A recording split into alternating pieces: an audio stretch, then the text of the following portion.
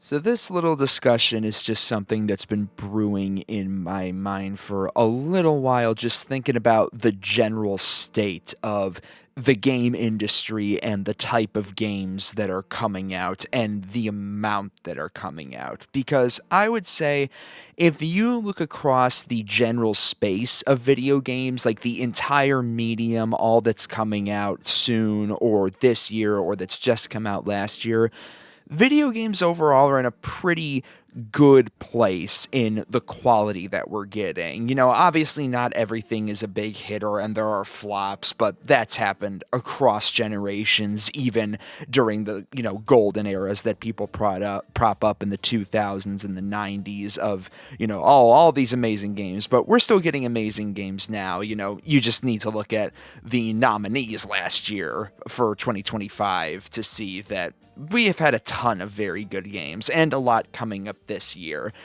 So, while the general scene I would say is good, I feel like there's been a bit of a downer vibe specifically focused around the big three consoles and how they all kind of feel like they're lacking a bit in terms of titles that define them and make each of the platforms feel worth it. The Switch 2 obviously gets more of a pass because that is so much younger and still has a lot more time to build up its library, but it does seem like across all three, there's a bit of a downer sentiment for each of them.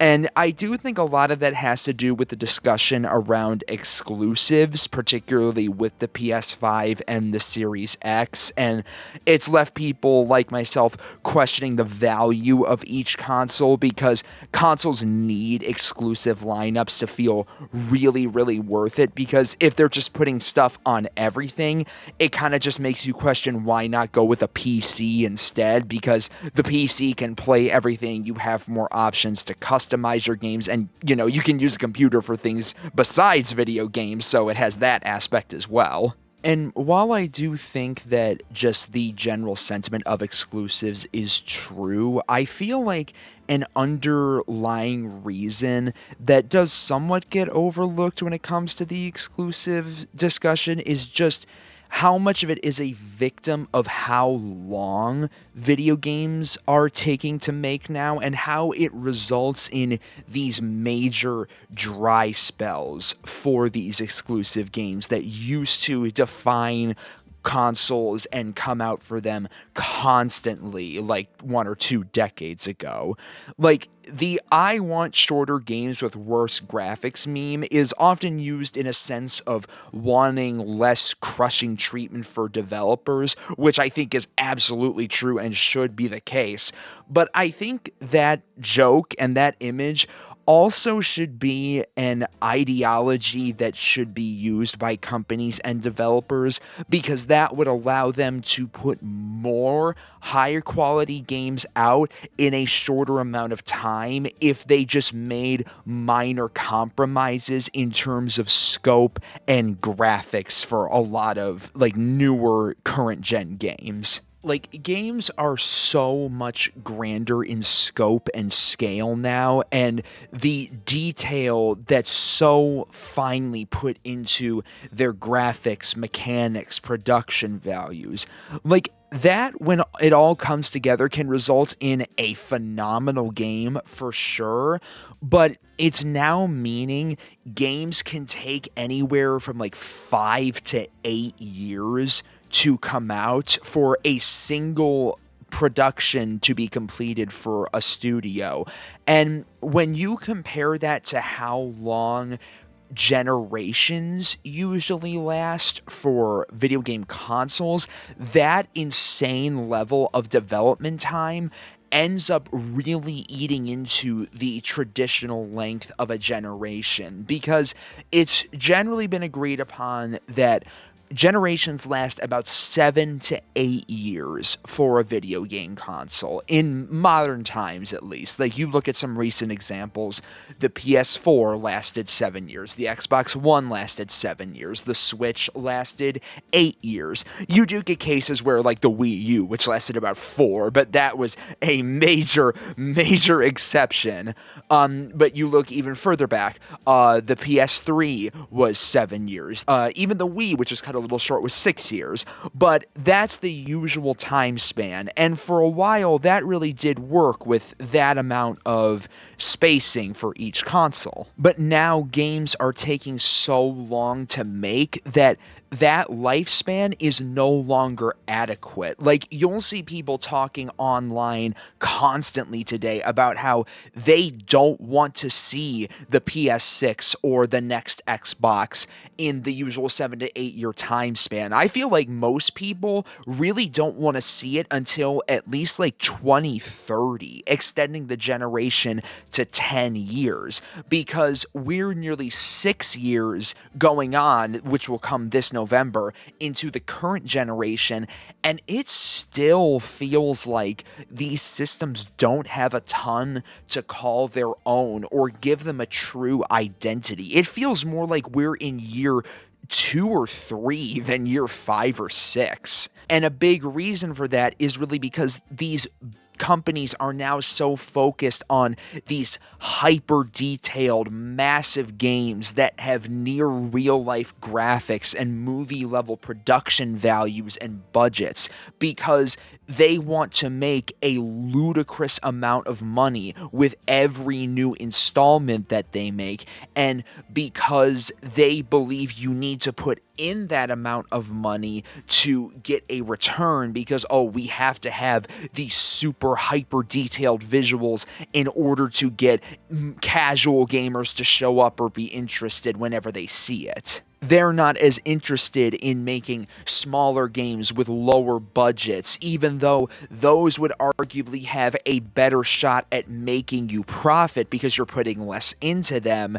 It's generally believed that that's not going to yield the same success results as something like a Breath of the Wild or Elden Ring or Baldur's Gate 3. So you see these absolutely ballooning budgets, like Spider-Man 2, the game. I think, if I remember correctly, that had like $315 million poured into it, and that had to sell like 9 to 10 million copies just to make its money back, which, granted, it did, but that is such an absurd level of investment that if that didn't pay off, that would have been a horrific blow to PlayStation.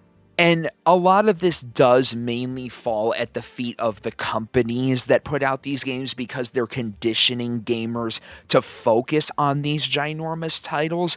But I also do think that gamers themselves are somewhat to blame here for constantly demanding insane levels of scope and detail, and they demand companies to constantly push the envelope.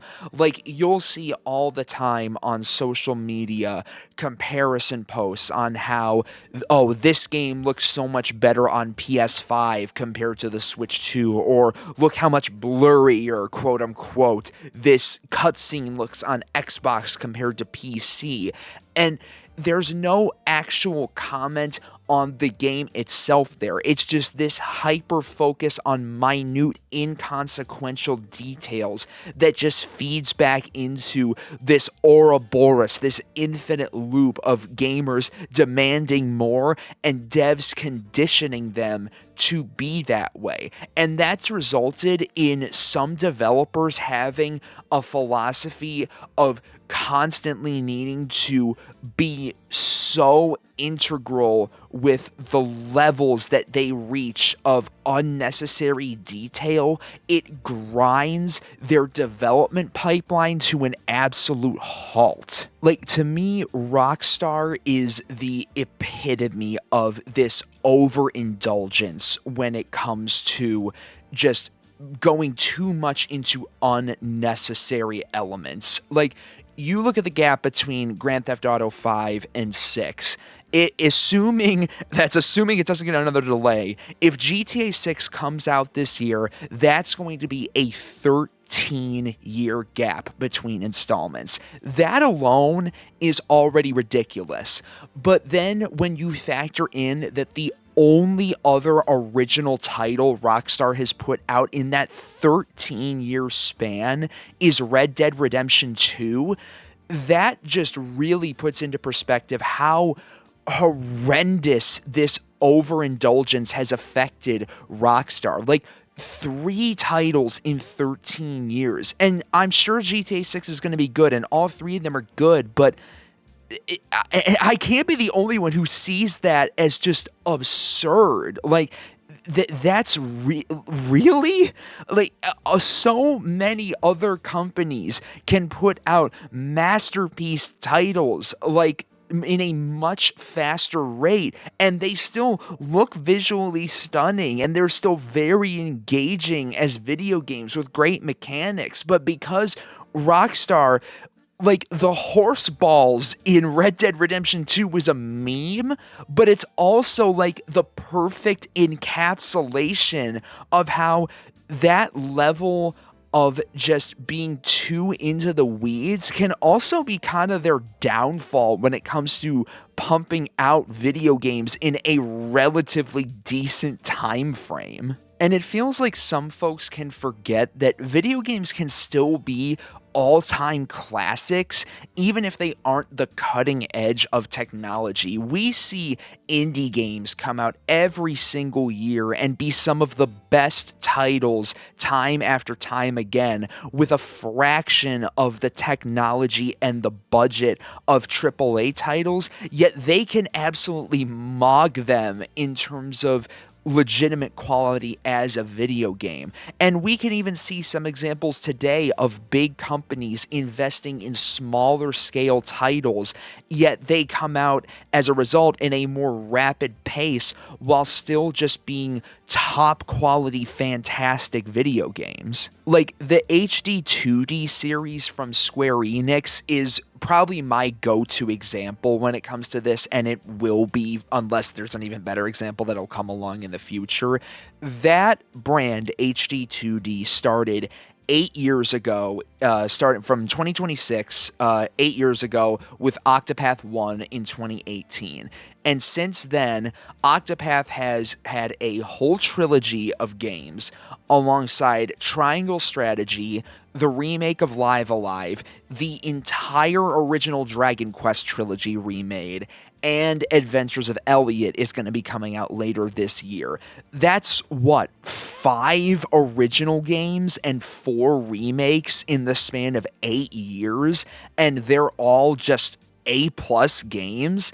To me, that's a perfect example of how you don't need to push the limits of technology to still make a legitimately great product. And not only that, an under-discussed consequence of these longer dev times is making fans' expectations soar with these longer gaps, and if a game doesn't fully live up to what fans wanted, it can just build negative vibes around the series, because now there's going to be another huge wait to see another installment after you were waiting a long time for one and it doesn't live up to what you were hoping.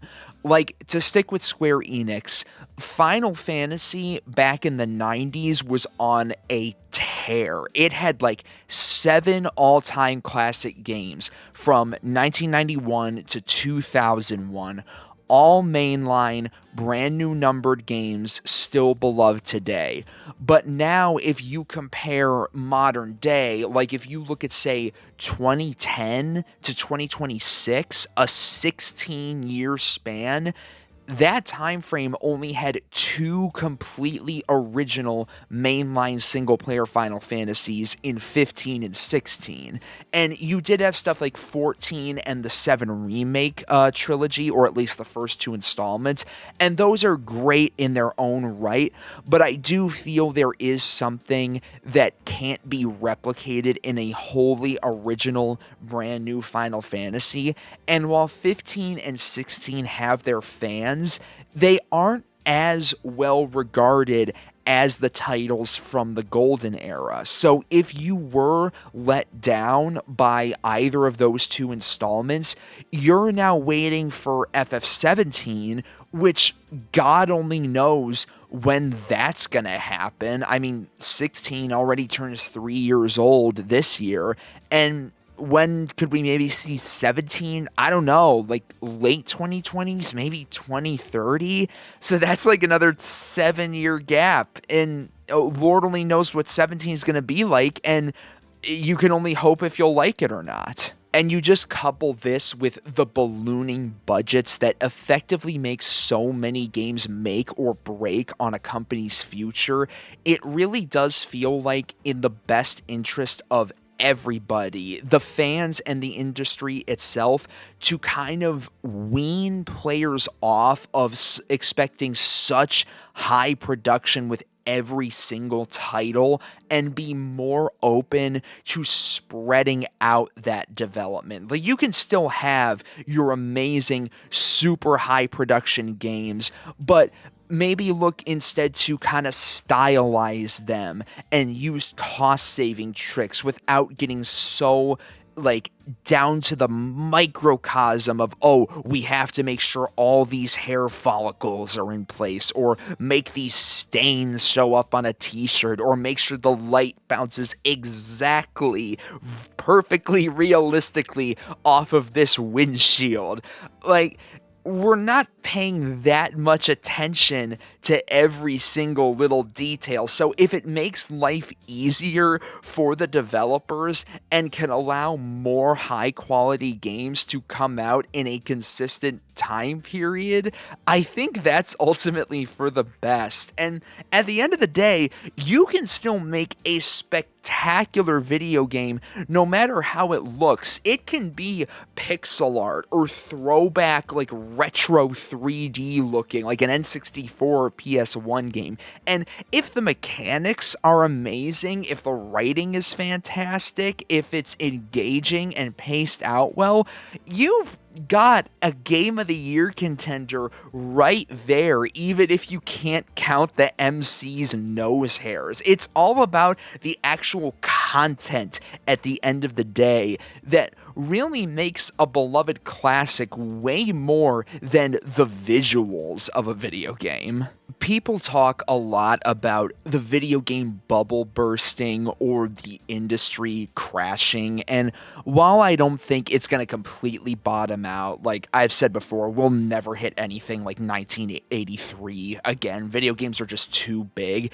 I think if it ever does hit a point where a lot of companies start falling into serious financial trouble, kind of like what Ubisoft is going through now, I could very well see a lot of companies downsizing or being forced to downscale their projects to be less risky in terms of financial investment or time investment. And in my opinion, that would lead to being a much healthier industry because you aren't betting the farm with every single title and can produce more of them to keep fans engaged. That's why I think the 6th and 7th console generations are so well remembered and beloved, because that was right after video games really kind of ultimately found their footing as an art form, saying, okay, this is what we are, this is how we work, what makes us work, what makes a good game. And it was also before they became over-indulgent and over-obsessive with extreme detail. So you got all-time classics and exclusives coming out year and year, month and month, like just at a rapid fire pace.